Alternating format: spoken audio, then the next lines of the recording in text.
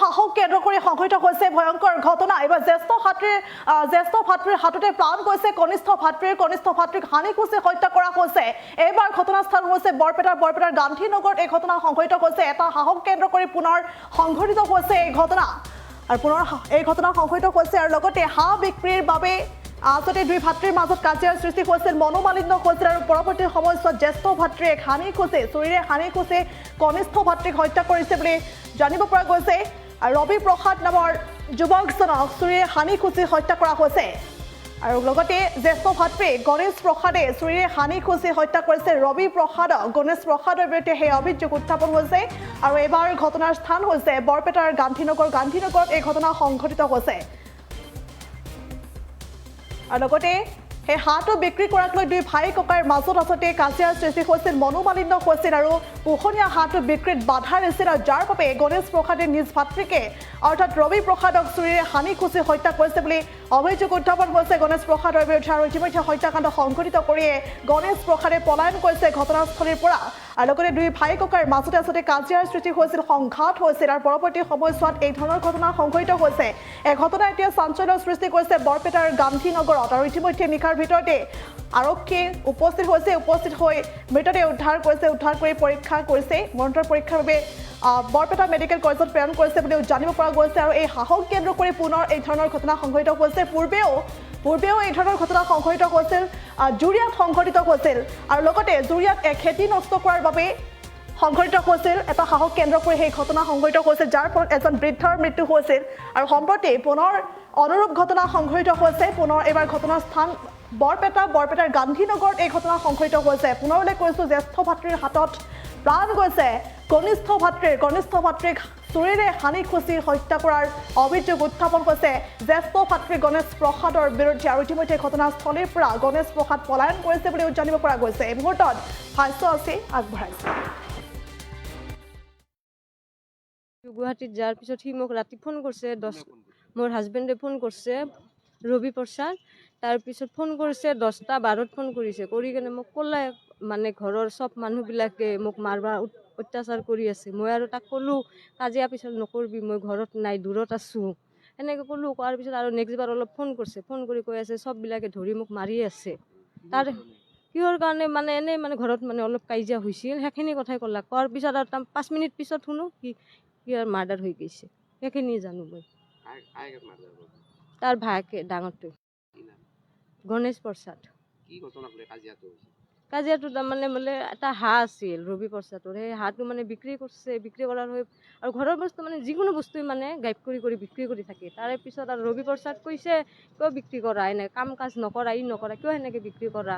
তাৰে পিছত আৰু সেনেকৈ ভাত খাব পৰিলাক। ভাত খাওঁতে ৰবি প্ৰসাদে গণেশ প্ৰসাদৰ ভাতৰ কাঁহীটো দৈলে দিয়াৰ পিছত মানে চুৰি দি হানি দিওঁতে মেডিকেলত লৈ আহোঁতে আধা ৰাস্তাতে মৰি গ'ল। এইখিনিয়ে জানো মই। টকনি দি কুবে দিছে মানে সেইখিনি মই পিছত গম পাইছোঁ, ঘৰত অহাৰ পিছত। মই সেইখিনিয়ে জানো, খালি ক'লাক যে ঘৰৰ মানুহবিলাকে চবেই মোক অত্যাচাৰ কৰি আছে, তই ঘৰৰ ব্যৱহাৰবিলাক জানি ৰাখ, ৰেকৰ্ডিংবিলাক কৰি ৰাখ। কিন্তু মই কালি মানে বেলেগত আছিলোঁ, মানে মই ৰেকৰ্ডিং কৰিব পৰা নাই। এনে চব ঠিকে আছে, খোৱা লোৱা চবেই ঠিকে আছে, বদমাচি বুদ্ধিও আছে, চব আছে। ইয়াৰ আগতে চাৰিটা কাৰো মাৰছে। একবাৰ তাৰ ভিনেকৰ হাতত কোবে দিওঁতে হাত কাটি গৈছে, ডাঙৰ দাদাটোৰ মানে পিছ মাথাত মানে কোবে দিওঁতে মাথা ফাটি গৈছে। তাৰপিছত আৰু এটা দাদা আছে, সিটোৰ তাৰমানে হাতত কামৰে দিছে। একবাৰ মানে মাককো কিবা মানে কাঁহী দি মানে ধৰিলে এখিনি ফাটে দিছে। মই কালি ৰাতিপুৱা গৈছোঁ। তাৰে পিছত মহিলাক তাৰমানে কিবা মানে গাঁজা খাৱাৰ হৈ তাৰমানে মানে কিবা কৈছে। কোৱাৰ পিছত মানে পিছ মাথাত মাৰি তাইও তাৰমানে সেই হস্পিটেলত 1 সপ্তাহমান আছিলে এডমিট। তাৰপিছত তাহঁতে কেছ দিয়াৰ পিছত একো নহ'লাক, ডিচিশ্যন নল'লাক। কামৰ পৰা মই 6টাৰ বজাত আহিছোঁ। দিনত কি হৈছে এই মানে আছোঁ 6টা বজাত আহোঁতে মোক আৰু মায়ে কৈ আছে কি মাংস ৰুটি বানাইছোঁ। বানোতে মই আৰু ঘৰত বেলেগকৈ ভাত আঞ্জা বানাইছোঁ। বানোতে 10টা বাজিছে। 10টা বজাতে চবকে সাজি কাচি দিছোঁ, ৰবিকো দিছে, আৰু যাই মাৰি পলৈছে তাকো দিছে গণেশ। দিয়াৰ পিছত ময়ো খাইছোঁ, খাই মই বিচনাত গৈছোঁ। যোৱাৰ পিছত মায়ে আৰু ভাত খাব মাতিছে, মাততে এই ৰবি উঠি কেনে ক'ব লাগছে তইতো বিছনাত বাগাত দিবা নৰা, উঠ তই সেনেকৈ ক'লাক। সি আৰু উঠি গণেশ প্ৰসাদে উঠি ভাত খাব গৈছে। ভাত খাব বহোঁতে ৰবি আৰু কি কৈছে, তই ভাত খাবা নালগে, তই ইয়াৰ পৰা যা, ভাতৰ কাঁহীটো দলি মাৰি ফেলাই দিছে। ফেলাই দিওঁতে তাহাৰ দুটাৰ মাজত ধাক্কা ধাক্কি লাগত আৰু এই মহাদেৱৰ শিৱলিংগ আছে, শিৱলিংগ মাৰি দিছে ৰবিৰ মাথাত। এখনি ফাটছে, ফাটাতে ময়ে কাপোৰ চাপোৰ দিলোঁ, দিছি তাৰপিছত সিয়াক বাহিৰত উলিয়াই আনিছে। আৰু পাগলাটো ভিতৰতে, মই আৰু কি কৈছোঁ বহুত টাইম ভিতৰত কুণ্ডিটো মাৰি, মই বাহিৰত ওলাব নোৱাৰা কৰি কুণ্ডিটো মাৰি ভিতৰতে আছোঁ। তাৰপিছত মোৰ তো ভৰি চৰি জিন লাগলাক। মই আৰু কি কৰিছোঁ, বাহিৰত উলিয়াইছোঁ, উলিয়াই আহি ৰছী দি গাঁঠি মাৰছোঁ দৰ্জাটো, বাহিৰেদি গাঁঠি মাৰি কেনেৰে মোৰ গা চা বিৰাট বেয়া লাগছে। দিনটো মানুহৰ তিনিটা কাম কৰোঁ। তাৰপিছতে মই আৰু কি কৈছোঁ, ইমান দূৰত চেয়াৰটো আছিল, মই যাই তাতে বহিছোঁ। মই কৈছোঁ সিও চুপ হৈছে, ইও চুপ হৈছে, হ'লে এঠে নাই মই বহু দেই। সেই আৰু বেণ্ডেজ চেণ্ডেজ মাৰি দিয়াৰ পিছত সি আৰু কয়, সি কেনেকৈ মোক ঘৰত মাৰিব, চাওঁ দেচোন, মই যামেই, মই বাগৰ দিব যাওঁ। সেনেকৈ কৈ কেনেৰে সি ঘৰত গৈছে। যাওঁতে মইতো একে কমজোৰি, মইতো ধৰিব নোৱাৰোঁ, মূৰত মানে হাত্তা।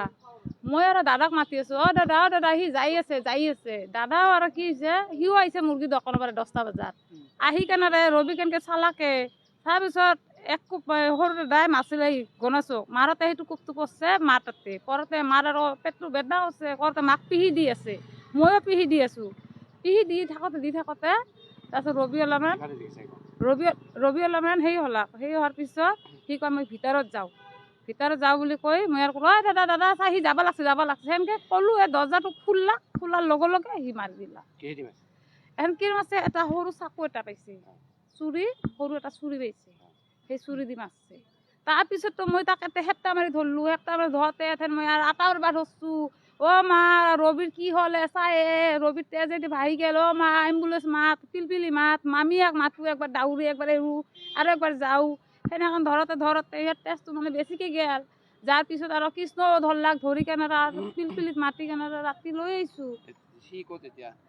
সি ৰাতিয়ে মাৰি কেনে পলাইছে, সিয়াক ধৰবাই নোলাক, কি দিম আছে মই দেখাই নাপালোঁ, কোনটো চুৰিটো পৰি আছে।